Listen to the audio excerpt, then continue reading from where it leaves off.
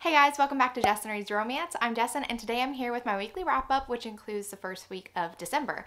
Now, I did start a little bit early. I ended my November early, and I started December a little bit early, but I don't have a ton of books to talk about just because I still do have my final to take, so I wasn't binging a ton of books.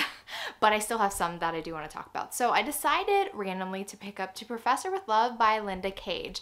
Last year for the Kindle Clear Out Readathon, I had a prompt that was the oldest book on my Kindle, and I read the first book in the series, The Price of a Kiss, I want to say that was the title, and I really loved it. It was my favorite read of that readathon, and I bought the next two books in that series and I never read them, so they've just been kind of sitting on my Kindle. And I was like, I think I want to go back into this one. So this is a taboo romance between a male student and his female English professor who's giving him a hard time. So Aspen, our heroine, she is a young professor. She graduated high school and college early. Her parents are also professors too. They pressured her to be extremely academic, and she just was like craving that sort of love from her. So she didn't have a normal childhood or upbringing, didn't have normal social interactions either, and she definitely had a traumatic experience with a jock because she was so young in high school. She got taken advantage of unfairly, but understandably she has kind of a prejudice against anybody who has anything to do with sports, especially football. And it just so happens that our hero is the quarterback for this college, and she believes that he gets special treatment, and she's like, well, not in my class. He's going to earn that A. But the thing about it is she is biased against Noel to the point that she is actually, in my opinion, giving him lower grades because he is a jock. So that wasn't fair. She doesn't know anything about this kid at all, and she overhears him calling her bitch. He knows he has to apologize and also ask, like, how can he fix his grade? Like, he actually does try. He's not great at academics, but he really needs the scholarship because he's trying to support his two younger siblings because his mom doesn't do a thing, and the scholarship is everything to him. He wants to get drafted, that way he'll have enough money to take care of his siblings. Now there are some sparks flying because Noel does mention when he first walked into that classroom that he was attracted to her before Aspen started basically targeting him, and she kind of feels hot and bothered when he comes in her office. Like, she doesn't want to be alone with him because she's like, this is stupid. I'm stupid for being attracted to this jock because look what happened last time. And their romance is actually really sweet, and I really enjoyed it. I find that sometimes I love taboo professor and student romances, and I find that sometimes a student professor romance can just fall flat for me. I don't know if it's because I have high expectations for this. I don't know. I just want both parties to act in a mature way, and I really did enjoy the way that they started opening up to each other. And there's one paper in particular where Noel opens up to Aspen, and it was just awesome. And he also writes her a flirty note and actually turns it in as his assignment just to mess with her. So anyway, there's some really good times in this book. There's also some heavy foreshadowing about who the hero of the next book is going to be, which I'm excited about because the heroine of the third book is pregnant, and her baby daddy does not want her to have the baby because he's married, I believe. And there was a scene which is very disturbing to read about that happens to do with that, and that was awful. It was quite shocking, actually. But anyway, I am excited to read the third book of the series. I think this book had a good amount of angst, good amount of humor, and yeah, I really loved it. So I gave this book 4.5 stars. Then I read, well, I have a lot of books by Lorraine Heath that I want to read, and she just has a bunch of series, and I should have assumed this, and I kind of forgot that the first book in The Scandalous Gentleman of St. James did have a connection to her Scoundrels of St. James. The heroine was the daughter, and so was the son. They were children of the Scoundrels of St. James, and so they have their own series, which is The Scandalous Gentleman of St. James. And I didn't really love the first book in that series. It was called When the Duke Was Wicked, and I just did not enjoy that one. So I think that that had a lot to do with why I didn't immediately jump into book 2. But since most of Lorraine Heath, if not all of her books, are on Anyplay, I put them all on a playlist, and this was my next book to read. It's called Once More My Darling Rogue. This is about Drake Darling, and Drake Darling is actually adopted by a duke and a duchess, but he still feels out of place. He still feels like he has to prove himself, and he's working, basically help manage Dodgers, which is a gaming hell. That's his domain. Well, he and another lady of the ton have this antipathy toward each other. Anytime he sees the Lady Ophelia out at a ball, he tries to be nice to her and she just shoots him down. She is so scathing towards him. She has her nose held so high because he's not highborn. He is basically kind of like gutter scum who has been adopted into this family. She's kind of taking after her parents' attitude towards social class, and she has to put him down. And we know this is because she does feel this strange attraction to him. So the harder that he tries to be nice to her, the more she puts him down, and it frustrates Drake Darling to no end. Well, there's some incident that happens, okay? We know that her brother is hurting for money. He's not very good at managing money, and she does have a trust. And we know that someone shows up at her house, and we don't get to see who that is, and she's like, this is my worst nightmare. The next time that we see Lady Ophelia is whenever Drake Darling is actually taking a walk at night, and he spots this woman on the edge of the Thames, and he's like, oh my gosh, is she hurt? And he brings her back to his house, and whenever he wipes away all the mud that's caked on her, realizes that this is Lady Ophelia, and he's like, holy crap, what has happened to her? So when she comes to, she has amnesia. And guess what, guys? This is an Overboard retelling. If you've never watched the show Overboard with Goldie Hawn and Kurt Russell, I freaking love that. And once I realized that this was an Overboard retelling, it made my enjoyment of this skyrocket, because at first I was like, man, this heroine is a bitch. I was like, she is just so high in the instep, but I'm like, oh my gosh, this is perfect. This is exactly what Overboard is about. So Drake Darling decides to have a little bit of fun, because she is still a little bit high in the instep, even though she doesn't even know who she is. She's like, I know that I must be an important person. He's like, no, actually you're my housekeeper. And she's like, what? I don't feel like a housekeeper. And he's like, yeah. And it's only supposed to go on for a day, and then he was going to help her get her memory back. But then it kind of goes on longer and longer, because he sees her brother one night at Dodgers, and he doesn't seem worried for his sister at all. And so he's like, something's fishy going on. So he just doesn't tell her anything. And Fee still keeps acting like his housekeeper and stuff. So we see where the conflict lies. Obviously, he's doing something quite immoral, and he's lying to her, saying that she's a housekeeper. And yeah, I really love this book. I thought it was great. It was really good fun, and I gave this book 4.5 stars. Then the next one in the series is The Duke and the Lady in Red, and the hero of this book, the Duke of Avondale. So if you remember the last wrap up that I did, I mentioned 3 books by Lauren Heath that I had read towards the end of, towards the middle of November. And there was a novella to cap off the end of The Scoundrels of St. James, and it was my least favorite. Well, that's her son. Winnie was the Duchess of Avondale, and she had a horrible husband, and she had a son with him, and their lives were in danger and stuff. And so this is their son, the Duke of Avondale, and he's been keeping this secret that he witnessed what his mother did, and it's affected him, and he's never told her of this. So he doesn't have a good relationship with his mom at all, but he's never really told her why he's so like kind of cold to her and not willing to interact with her and her husband, who is a doctor. One night while they're at Dodgers, which is now named the Twin Dragons, and you'll find out why that is in Once More My Darling Rogue, he sees this lady in red walk in, and he is fascinated by her.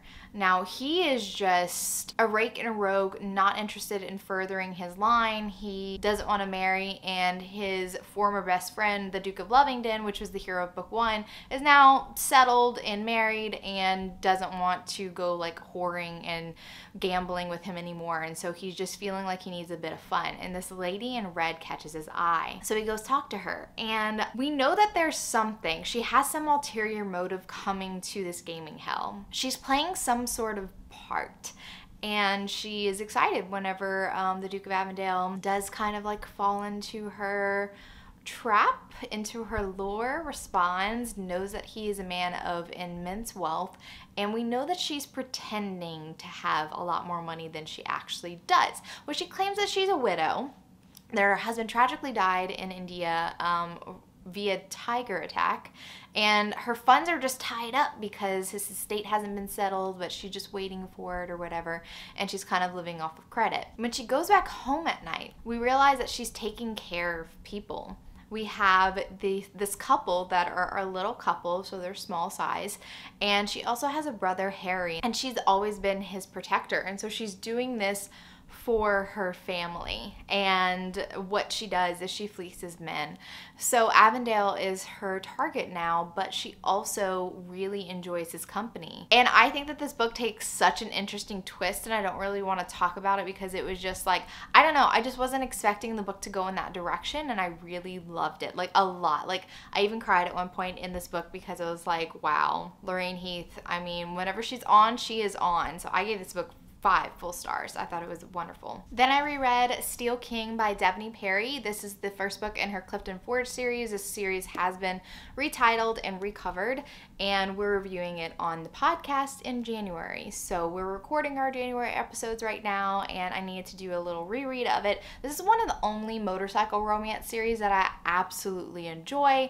I've gone on record saying a bunch of times that MC romance is not my favorite. It should be my favorite because I love hot tattooed guys. I love motorcycles and stuff. I love found family, but what I don't love is how authors tend to fall back on the motorcycle club speech that was very common in Sons of Anarchy, referring to women as very derogatory names, and it gets very old after, you know, you read the first couple of series that have that, and it's just like, oh my god, eye roll. They all speak the same, and it's very annoying. Well, this is completely different because this motorcycle club has been disbanded within the past year, and so they're just like normal hardworking citizens working at a garage, of course, but they're not into anything illegal anymore. They're escaping that past, but one of their own becomes embroiled in a murder investigation, and our heroine is a new reporter in this small town. She's jonesing for a big story, and she was always trying to find out, like, why did this motorcycle club disband? It seems very fishy. Like, are they truly just like law-abiding citizens now? I'm gonna get to the bottom of it. And so whenever this juicy story falls in her lap, she's like, oh yeah.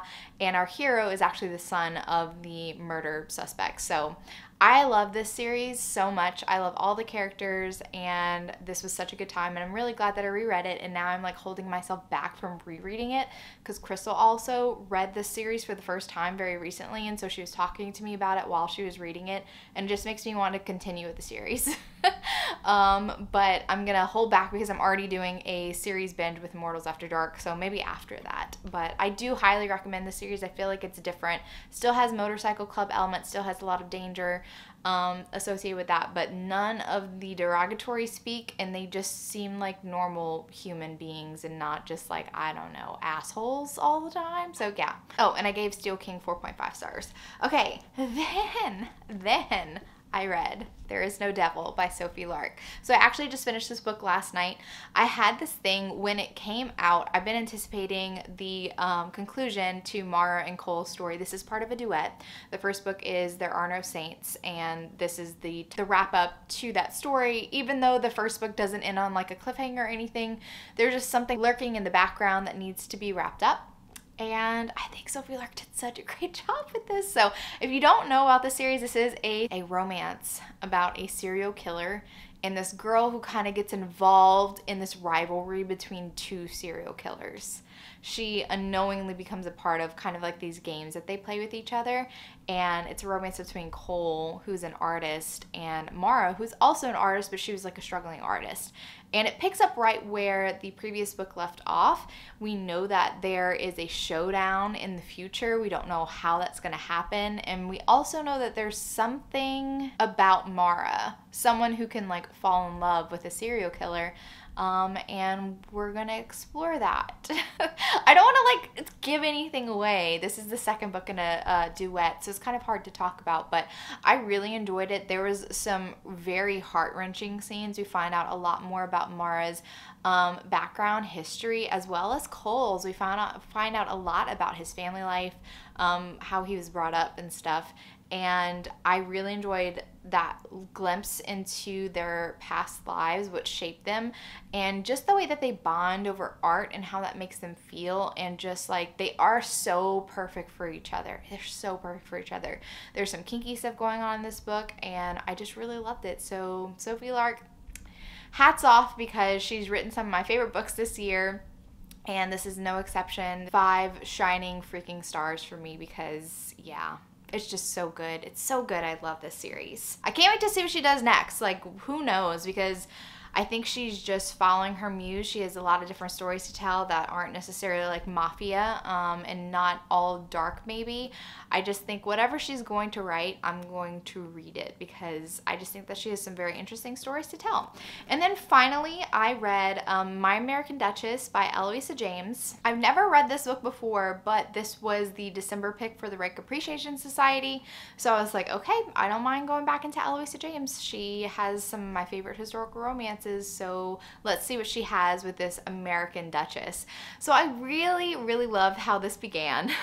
Mary, our heroine, has a reputation because she's already broken off 2 engagements, and the beginning of the story is her getting engaged again, okay? And she's so in love, and like Mary is a type of person who falls in love very easily, and it could make her character extremely, or feel extremely naive, and to an extent she is, but she's also extremely likable too. I find that there's a fine line to tread when an author is writing a character that's kind of naive like Mary, and someone who falls in love so easily, but you can't help but like this girl. She's just so freaking adorable. She goes on the balcony and she meets this guy who she assumes that this guy is like not titled at all. Maybe he's even American like her. And so she's like, oh, a fellow countryman, let me go approach him and talk to him.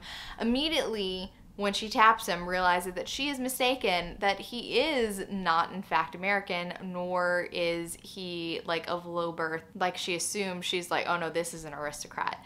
And she can't back down now because she is American, so she's a little bit more forward, and they have a conversation, and she sparks this guy's interest. Well, this is the Duke of Trent, and Trent is so fascinated by Mary that he resolves that this is his future Duchess, like right then and there. He does not know that she's already engaged. So there's very, very interesting circumstances around her engagement, around Trent and his background, and it's a riot, and it's so fun. I really enjoyed this story. I'm gonna give this book 4.5 stars. I can't wait to talk about it with Jen and Crystal and see what they think, because I haven't talked to them and to see what they think about this. I think Jen has read this before, and she's the one that recommended it for their book club, but I'm curious to see what other people thought about Mary's character and what other people thought about Trent's character, which I really enjoyed Trent's character as well. Okay guys, that is it for my weekly wrap up.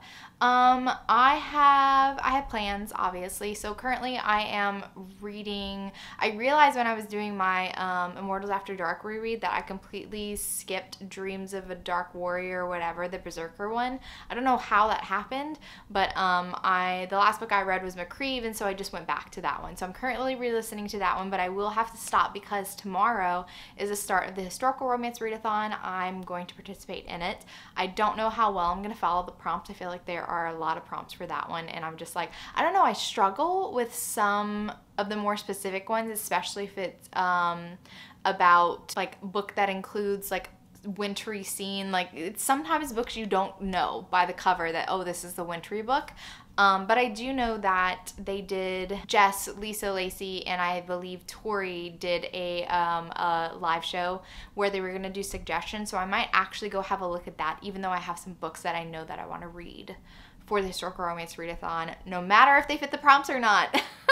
I had a lot of great book suggestions on Patreon when we had our Marriage of Convenience trope. Some of the suggestions were indie authors that I'd never read before, and I really do want to explore some indie historical romance writers, so I think that a lot of those are going to appear, and I don't know how many I'm going to find on any play or not, so that'll definitely influence how many books I'll be able to binge for the readathon. The more audiobooks I have, the better for me, but I am excited because this is like the first readathon that I'll be participating in since my semester has gotten really busy. It's just going to be a good time, no matter how many books I read, and no matter if I black out the bingo board, which I doubt I will, but I'm going to try. If you like this video, give it a big thumbs up, and if you're not already subscribed to my channel, make sure you subscribe to get notified on any future videos that I do. Thank you so much for watching, and remember, life's better with little HEA. Bye guys.